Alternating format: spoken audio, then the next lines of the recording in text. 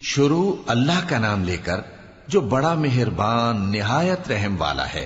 حامیم، یہ کتاب اللہ کی طرف سے نازل ہوئی ہے جو غالب ہے، حکمت والا ہے۔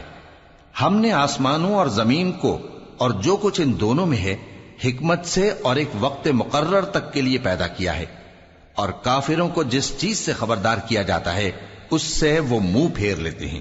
کہو کہ بھلا تم نے ان چیزوں کو دیکھا ہے جن کو تم اللہ کے سوا پکارتے ہو؟ ذرا مجھے بھی تو دکھاؤ کہ انہوں نے زمین میں سے کون سی چیز پیدا کی ہے یا آسمانوں میں ان کی کوئی شرکت ہے؟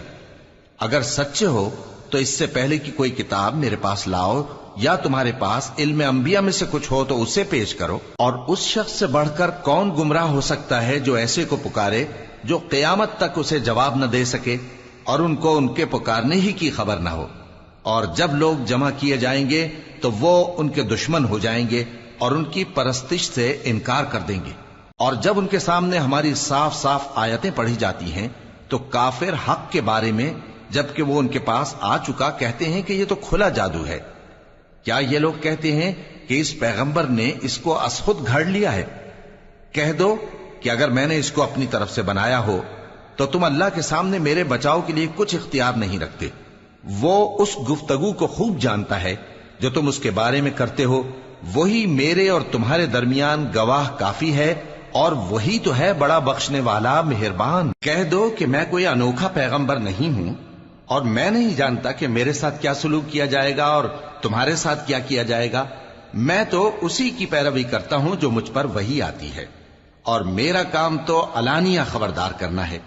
کہو کہ بھلا دیکھو تو اگر یہ قرآن اللہ کی طرف سے ہو اور تم نے اس سے انکار کیا، اور بنی اسرائیل میں سے ایک گواہ اسی طرح کی ایک کتاب کی گواہی دے چکا اور ایمان لے آیا، اور تم نے سرکشی کی، تو تمہارے ظالم ہونے میں کیا شک ہے؟ بے شک اللہ ظالم لوگوں کو ہدایت نہیں دیتا۔ اور کافر مومنوں کے متعلق کہتے ہیں کہ اگر یہ دین کچھ بہتر ہوتا تو یہ لوگ اس کی طرف ہم سے پہلے نہ دوڑ پڑتے، اور جب وہ اس سے ہدایت یاب نہ ہوئے تو کہیں گے کہ یہ تو پرانا جھوٹ ہے۔ اور اس سے پہلے موسیٰ کی کتاب تھی، لوگوں کے لیے رہنما اور رحمت، اور یہ کتاب عربی زبان میں ہے اس کی تصدیق کرنے والی، تاکہ ظالموں کو خبردار کرے اور نیکوکاروں کو خوشخبری سنائے۔ جن لوگوں نے کہا کہ ہمارا پروردگار اللہ ہے، پھر وہ اس پر قائم رہے تو ان کو نہ کچھ خوف ہوگا اور نہ وہ غمناک ہوں گے۔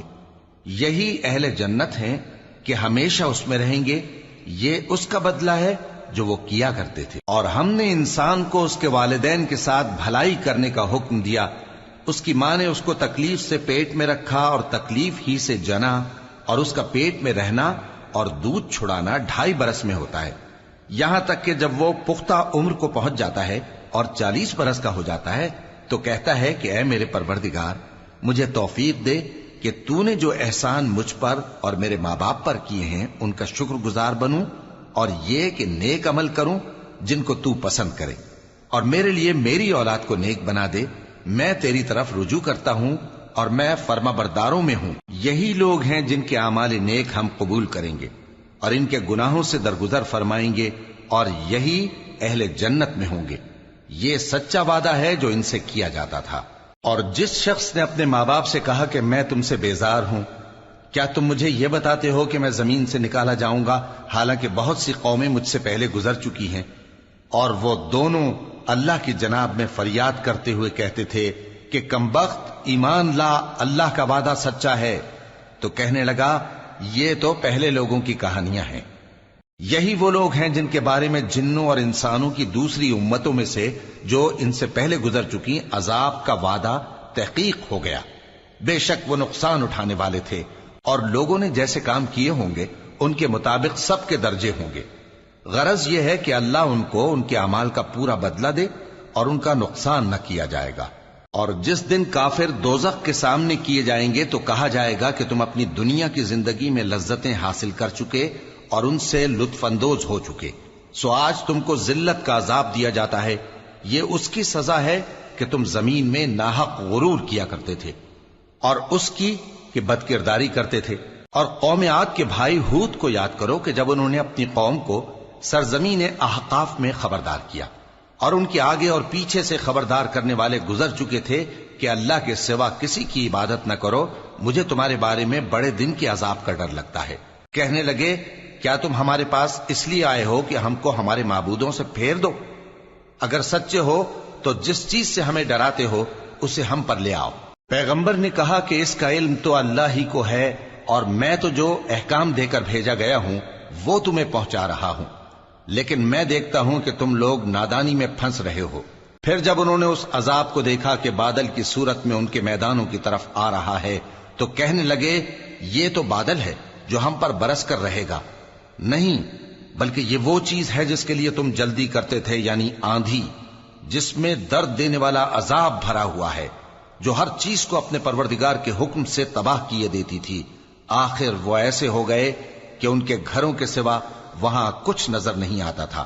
گناہگار لوگوں کو ہم اسی طرح سزا دیا کرتے ہیں، اور ہم نے ان کو ایسا اقتدار دیا تھا جو تم لوگوں کو نہیں دیا، اور انہیں کان اور آنکھیں اور دل دیے تھے، تو چونکہ وہ اللہ کی آیتوں سے انکار کرتے تھے اس لیے نہ تو ان کے کان ہی ان کے کچھ کام آ سکے اور نہ آنکھیں اور نہ دل، اور جس چیز کا وہ مذاق اڑایا کرتے تھے اسی نے ان کو آ گھیرا۔